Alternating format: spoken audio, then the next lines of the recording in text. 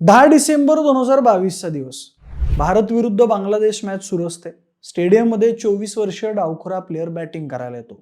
समोर बांगलादेशचा bowler Mustafizur bowling करत असतो. पहिले 6 बॉल प्रेशरमध्ये टाकून मुस्तफिझुर वजन सेट करायला बघतो. तेच स्ट्राईकवर असलेला आपला ईशान किशन दणक्यात स्क्वेअर कट मारून चौका मारतो. तेव्हापासून त्यांचं जे वजन त्या मॅचमध्ये पडायला लागतं ते झंझावाती वादळ डायरेक्ट 210 रन्सवर येऊन थांबतं. ते पण फक्त 131 चेंडूत केलेलं. आणि जगाच्या क्रिकेट विश्वात सचिन, सेहवाग, रोहित पाठोपाठ आणखी एक रेकॉर्ड लिहिला जातो. एक ऐतिहासिक फास्टेस्ट डबल सेंचुरी. त्यानंतर ईशान किशन 2023 मध्ये खेळताना दिसतो. त्यापुढचे सलग 2 वर्ष दिसेनासा होतो आणि अचानक 2026च्या T20 वर्ल्ड कपची यादी जाहीर होते. त्यात भारताच्या गोल्डन बॉय म्हणून प्रसिद्ध असलेल्या शुभमन गिलला बाहेर काढलेलं असतं आणि त्या जागी वर्णी लागलेली असते ईशान किशनची.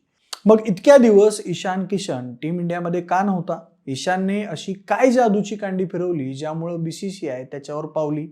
त्याचीच संपूर्ण माहिती जाणून घेणारा हा व्हिडिओ. नमस्कार, मी प्रथमेश आणि तुम्हाला तर माहिती आहे आपला विषयच भारी. म्हणजे यावर्षी भारत श्रीलंकेच्या धर्तीवर ICC T20 वर्ल्ड कप होणार असून या वर्ल्ड कपचे सामने 7 फेब्रुवारी ते 8 मार्च या कालावधीत खेळवण्यात येणार आहेत. या स्पर्धेसाठी भारताच्या BCCIने शनिवारी टीम इंडियाची यादी जाहीर केली आणि यादी जाहीर झाल्यानंतर लगेच भारताच्या क्रिकेट विश्वात खळबळ माजताना आपल्याला दिसू लागली आहे. आणि या गोष्टीचं कारण काय की भारताचा प्रसिद्ध असलेला गोल्डन बॉय शुभमन गिलला भारताच्या प्लेइंग 11 मध्ये स्थान नाही आणि त्याऐवजी जागा घेतली एका डावखुऱ्या रानटीपट्ट्यानं, ईशान किशननं. आजपर्यंत ईशानची कामगिरी पाहताना ईशान आपल्याला मागच्या 2 वर्षात कुठंच नजरेस पडताना दिसला नाही. मग या गड्यावर कसा काय गेम झाला हेच सगळ्यात पहिलं जाणून घेऊयात. तर बघा मंडळी, डिसेंबर 2023 साली भारताचा दक्षिण आफ्रिका दौरा सुरू होता. त्या दौऱ्यात भारतीय संघासोबत ईशान सुद्धा होता. अर्धा दौरा झाल्यावर ईशाननं मानसिक थकवा आणि वैयक्तिक कारण देऊन तो दौरा अर्धवट सोडून भारतात परत येण्याची मागणी केली. BCCIने सुद्धा ती मागणी पूर्ण करून त्याला भारतात जाण्यासाठी परवानगी दिली. त्यानंतर विश्रांती घेण्याच्या काळात ईशान कौन बनेगा करोडपती शो मध्ये दिसला. त्यानंतर लगेच दुबईत पार्ट्या करताना गड्याचे फोटो सुद्धा सोशल मीडियावर व्हायरल झाले. यामुळं BCCI त्याच्यावर नाराज झाली की जर ईशानला मानसिक थकवा आहे तर गडी क्रिकेट सोडून इतर गोष्टीत कसं काय बिझी आहे. हा झाला ईशानच्या आयुष्यातला पहिला ट्विस्ट. आता दुसरा ट्विस्ट. 2023च्या काळात भारताचे मुख्य प्रशिक्षक होते राहुल द्रविड. त्यांनी त्याला स्पष्टपणे सांगितलेलं जर ईशानला संघात यायचं असेल तर त्यांना आधी घरगुती क्रिकेट म्हणजेच रणजी ट्रॉफी खेळायला पाहिजे. मात्र गडी इथंच थेट चुकला. ईशाननं कोचचा निर्णय धुडकावून लावला आणि झारखंडकडून रणजी ट्रॉफी खेळण्याऐवजी शेठ बडोद्यात हार्दिक आणि कृणाल पांड्यासोबत IPLची प्रॅक्टिस करताना दिसला. त्यानंतर विषय असा झाला की जे प्लेअर घरगुती म्हणजेच डोमेस्टिक मॅचेस खेळत नाहीयेत त्यांच्यावर BCCIने कारवाईचा धडाका लावला. जय शाह आणि क्रिकेट बोर्डानं कडक धोरण लागू केलं. वारंवार सांगूनही घरगुती क्रिकेटकडे दुर्लक्ष केल्यामुळे ईशान किशन आणि श्रेयस अय्यरला BCCI सेंट्रल कॉन्ट्रॅक्टमधून बाहेर काढण्यात आलं. एका टॉप फॉर्म मध्ये असलेल्या खेळाडूंसाठी हा खूप मोठा धक्का होता. आता IPL मध्ये कितीही चमकत असाल पण डोमेस्टिक क्रिकेटला नाही म्हणत असाल तर भारतीय संघात नो एंट्री. त्याच्यामुळे ईशान किशन आपल्याला 2 वर्ष इंटरनॅशनल क्रिकेट खेळताना दिसलाच नाही. त्यानंतर गड्याचा आला तिसरा ट्विस्ट. ऑगस्ट 2024 मध्ये तामिळनाडूमध्ये झालेल्या इन्व्हिटेशनल टुर्नामेंट दरम्यान ईशान किशनला दुखापत झाली. तेव्हा तो झारखंड संघाकडून खेळत होता. त्यानंतर त्यानं मात्र मध्य प्रदेश विरुद्धच्या सामन्यात शानदार 114 धावांचं शतक झळकावलं. मात्र त्याला मांडीच्या स्नायूची दुखापत झाली. या दुखापतीमुळे त्याला दुलीप ट्रॉफी 2024च्या पहिल्या फेरीतून बाहेर पडायला लागलं.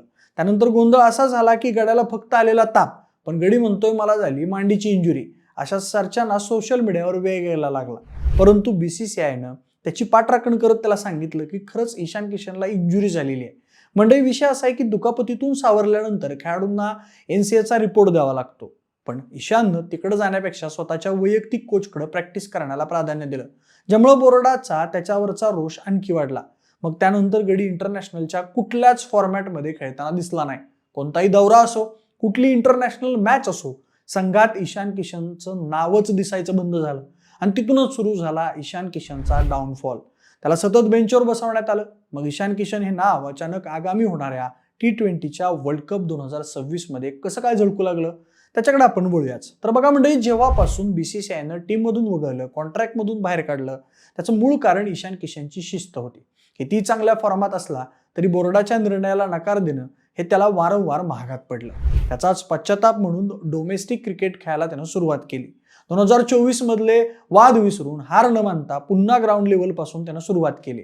सगळ्यात पहिली तामिळनाडू इथं बुचीबाबू टुर्नामेंट झाली. हा तसा मोठा आंतरराष्ट्रीय दर्जाचा सामना नव्हता, पण ईशाननं तिथं खेळण्याचा निर्णय घेतला. त्याने झारखंडकडून खेळताना मध्य प्रदेश विरुद्ध 114 धावांची धडाकेबाज खेळी केली.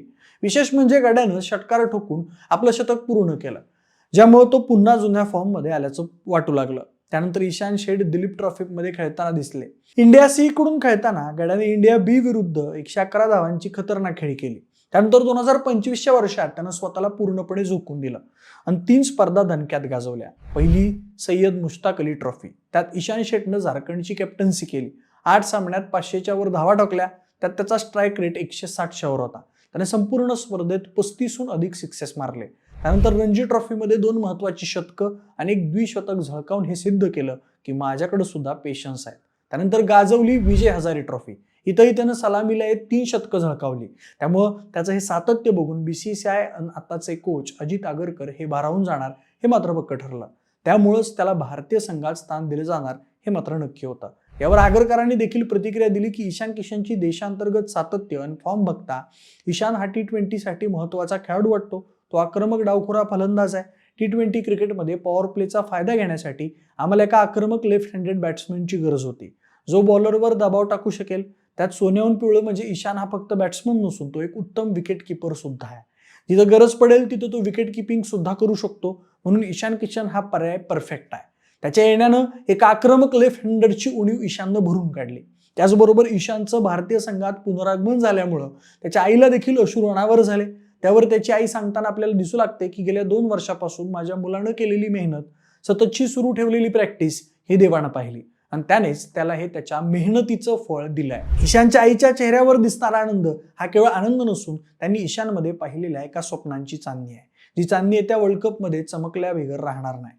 पण मंडळी, वर्ल्ड कपच्या निमित्तानं भारतीय संघात ईशानची एंट्री झाली खरी, पण भारताच्या गोल्डन बॉय शुभमन गिलला बेंचवर ठेवलं गेलंय. यात देखील काहीतरी शिजल्याचं आपल्याला जाणून येत आहे. त्यासोबतच श्रेयस अय्यर सारखे तगडे प्लेयर सुद्धा बाहेर बसलेले आपण बघतोय. अशाच हुकमीबाज प्लेयर्सला का बाहेर ठेवलं असेल, त्याची काय कारणं असतील ज्यामुळे ते बेंचवर आहेत, त्याच्याबद्दल तुमचं काय मत आहे आम्हाला कमेंट बॉक्समध्ये नक्की सांगा. सोबतच आपल्या विशेष भारीच्या YouTube चॅनलला सबस्क्राईब करायला अजिबात विसरू नका. धन्यवाद.